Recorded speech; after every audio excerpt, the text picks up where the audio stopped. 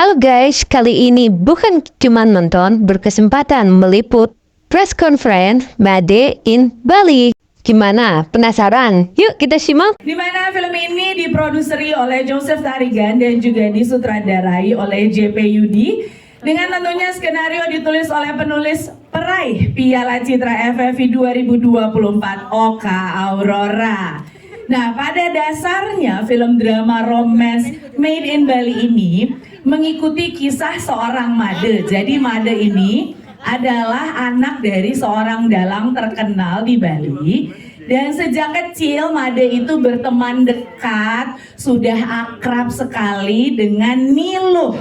Niluh ini adalah seorang perempuan cantik keturunan Bali dan Jepang. Namanya juga udah teman dari kecil ya, mereka beranjak dewasa. Tentunya benih-benih asmara pun muncul, tentu sekali ya. Nah, tapi ternyata Made itu telah dijodohkan dengan Putu. Bagaimanakah kisah selanjutnya? Itu yang akan sama-sama saya ajak semua yang hadir pada kesempatan siang hari ini untuk menyaksikan. Dan jadi sekarang kita akan melakukan press screening terlebih dahulu. Banyak kan film horor-horor itu kan, kita udah cukup lah ditakut-takutin. Nah sekarang kita melihat yang indah-indah kisah percintaan, apalagi zaman-zaman ABG ya. Betul. Jadi saya pun kadang-kadang yang udah usia begini kepingin juga jadi ABG lagi gitu kan. Nah, kurang lebih seperti itu sih kawan-kawan. Dan sekaligus film ini juga perwakilan untuk mempromosikan keindahan Bali. Dan cukup, kalau kita lihat ya, beberapa tahun ini kan jarang ya, kebanyakan syutingnya di Jakarta gitu kan. Artinya ini juga bisa menjadi representasi Bali, dan kalau nggak salah kita akan tayang di Brunei and di Malaysia ya. Brunei, Singapura. Malaysia, Brunei dan Singapura. Jadi ini bisa menjadi sebuah iklan pariwisata juga. Yes. Dan pasti ketika Bali pasti tidak akan lepas dengan apa yang namanya cinta. Nah, semoga cinta itu bisa bertumbuh di Bali. Thank you teman-teman. Terima kasih banyak Pak. Dan memang tadi saya kisah cinta dari seorang dalang muda wayang kulit Bali dan pilihan-pilihan hidup yang dijalaninya. Tentu kami memanfaatkan keindahan Pulau Bali dan tempat-tempat yang mampu mendukung ceritanya. Bahwa ada kisah dari 3 anak muda yang mengalami dilema percintaan yang hidup dalam keseharian dan budaya Bali. Kami ingin melihat lebih dekat dari keluarga Made, dari keluarga Putu sebagai keluarga dalang dan pengrajin wayang kulit Bali. Sehingga di film ini penonton juga akan melihat perpaduan dari unsur alam, tradisi, spiritual, dan kisah cinta untuk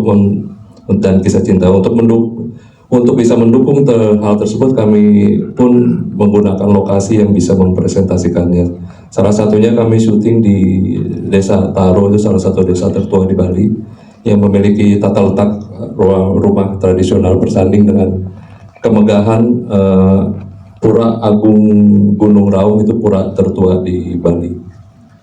Oke, baiklah. Generasi sekarang ini yang kata hatinya harus dia pilih, itulah.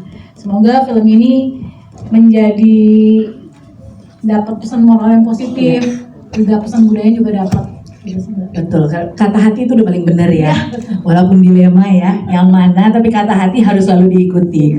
Nah, untuk mendapatkan suasana bittersweet, itu saya lebih memberikan kebebasan kepada para pemain-pemain hebat kami ini, karena mereka menurut aku actingnya bagus. Jadi waktu kita bikin juga kita hanya nge-brief sedikit, lalu kita kasih naskah dan banyak improvisasi yang menurut aku akhirnya malah jadi membuat ini lebih bagus gitu. Terus untuk perpaduan dengan budaya Balinya, memang kita ingin mengangkat budaya Bali juga yang sangat kental dengan konsep mengangkat wayang Bali, yang itu sebenarnya juga orang kan banyak yang tahu kalau wayang tuh di Jawa gitu. Iya, ternyata betul. Di Bali tuh ada gitu. Mungkin tidak terlalu familiar kalau yang di Bali. Baik. Dan selain itu, karena kita juga pinginnya ini diterima oleh anak-anak Gen Z sekarang, jadi kami itu bikinnya tetap ada kebudayaan dan tetap ada nuansa Gen Z-nya sih. Oke. nuansa kekiniannya gitu. Kekiniannya tetap ada. Tetap ya? ada. Oke, kalau boleh melanjutkan tadi pertanyaan saya kepada Mbak Marlia, apakah tantangan dari produksi film ini sendiri? What are the challenges? Karena pasti ada. Tantangannya kita prep cuma sebulan. Oke, baik. Terus dalam waktu prep sebulan itu teman-teman pemain ini ada yang mesti latihan bahasa Jepang. Iya. Ada yang mesti latihan bahasa Bali. Dialek Bali ya? Iya. Walaupun Terus- tadi di backstage rata-rata semua berdialek Bali dengan baik dan benar ya, Oh iya, mendadak ya. kita kalau lagi prep juga ngomongnya Bali sama Jepang ya. Luar biasa. Oke, baik.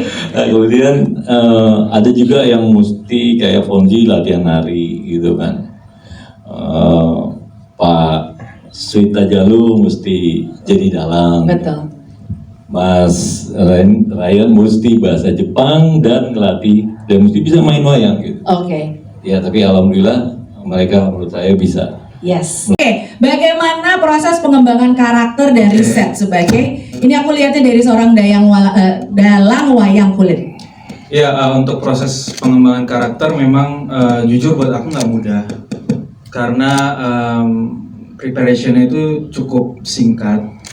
Tapi puji Tuhan dibantu dengan teman-teman dan juga kita ada reading sebelum mulai syuting biasa. Dibantu juga sama Mas JP, sama teman-teman cast yang lain juga kebetulan Bulan orang Bali asli. Jadi untuk aku belajar dialek Bali itu lebih mudah lagi karena aku sering ngobrol sama Bulan, sering belajar sama Bulan juga.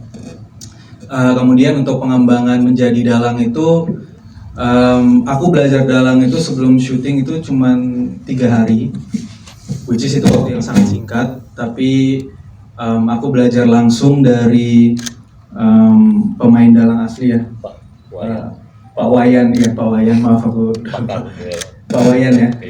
Jadi 3 hari aku hampir 3 hari full aku di sana untuk belajar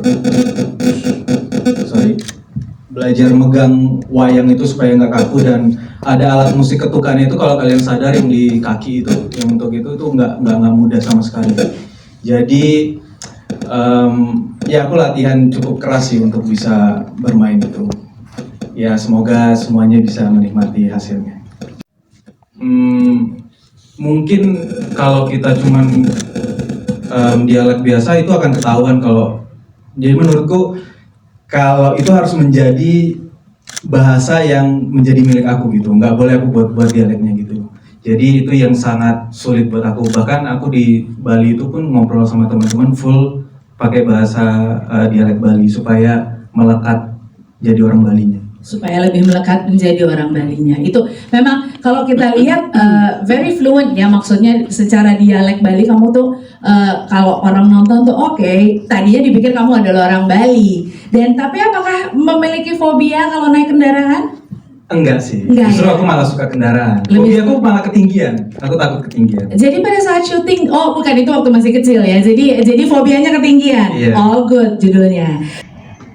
Jadi kebetulan Bulan ini orang Bali dan lahir di Bali, orang tua Bali, semuanya Bali. Jadi nggak banyak PR ya buat belajar dialek, terus gerak-gerik orang Bali gimana, terus gimana sih orang Bali itu. Jadi kayak udah bener jadi diri sendiri. Tapi yang perlu Bulan eksplorasi lagi itu karakternya si Putu ini yang sangat bertolak belakang sama Bulan. Di sini kan dia kayak dominan, terus ekspresif gitu, terus ada centil-centilnya. Tapi sedangkan Bulan mau ngomong aja susah gitu, harus nungguin orang dulu buat duluan aja deh gitu. Terus kayak mukanya datar-datar aja. Jadi itu sih yang pressure buat Bulan. Baik, dengar Bulan ngomong tuh kayak adem banget ya. Dari belakang sampai depan semuanya senyum gitu loh. Dia yang ngomong, kita yang senyum mendengarkannya.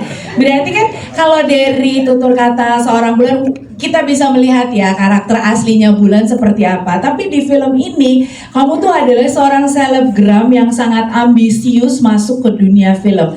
Nah, inilah pengembangan yang sulit buat seorang Bulan. Iya, Oke, dan bagaimana cara tap in? Bagaimana cara kamu bisa mengeluarkan karakter tersebut? Bulan lihat dari kebetulan manajer aku orangnya mirip karakternya sama Putu. Jadi aku mencontek dari manajer aku gimana. Terus aku juga suka nonton film yang seperti itu karakternya Putu. Terus aku suka browsing juga. Lagi di Desa Taro kemarin itu kita syuting lama ya di Desa Taro, itu sekitar 15 menit kalau ngebut nyampe ke rumah. Jadi belum disediain hotel tapi tidurnya di rumah.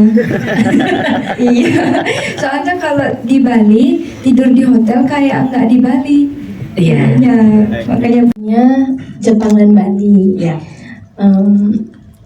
Waktu awal aku mungkin mengalami cukup kesulitan karena seperti yang tadi Pak JP bilang, preparation kita nggak cukup lama. Tapi dengan bantuan dari Pak Suzuki-san sebagai bapakku di film ini dan teman-teman cast, contohnya Bulan, jadi aku sangat terbantu sih dengan dari sisi belajar bahasa Jepangnya, terus dialek Balinya, ya begitu sih. Baik. Kalau misalnya kamu adalah posisinya seperti Niluh, personally tinggalin Made atau tetap nunggu? Tadi Made jawabannya begitu, kamu nunggu? Iya, aku cukup kaget sih ngedengerin. Aku kalau sebagai Nilo, aku kayaknya akan Temukanlah titik-titik di bawah ini. Oke. Kalau sebagai Niluh, kalau sebagai Foni? aku sebagai Fonsi, sebagai aku. Titik-titik di bawah ini juga ya. Enggak, aku bisa. Oh, bisa? Bisa apa nih? Bisa mencoba Oh, bisa mencoba apa nih? dengan sahabat. Oh, oke. Iya. Aku yang bingung. Baiklah, jadi bisa mencoba berjalan terus. Iya, go Oh, with the baik. Go with the flow. Iya. Jujur emang karena basically aku nggak selaut itu, aku nggak se-ekspresif. Kalau misalnya jadi dubber anime atau panggilannya bahasanya adalah seiyu, harus bisa mengekspresikan apapun itu yang dirasakan. Nah, pada dasarnya aku bukan orang yang kayak gitu, jadi cukup challenging dalam hal itu. Bagaimana aku mengaplikasikannya, ya aku nonton sangat banyak reference anime. Yes. Dan aku juga cukup banyak ke teman-teman, nanya ke teman-teman yang tinggal di Jepang dan beneran Jepang. Walaupun aku ada keturunan Jepang juga, Betul. tapi aku nggak fasih bahasanya, jadi aku perlu riset lagi gitu. Tetap melakukan research ya. Harus. Gimana guys? Reskonnya seru kan? Makin penasaran gak sama film Made in Bali? Yuk kita nonton di bioskop pada tanggal 20 Februari 2025. Yuk.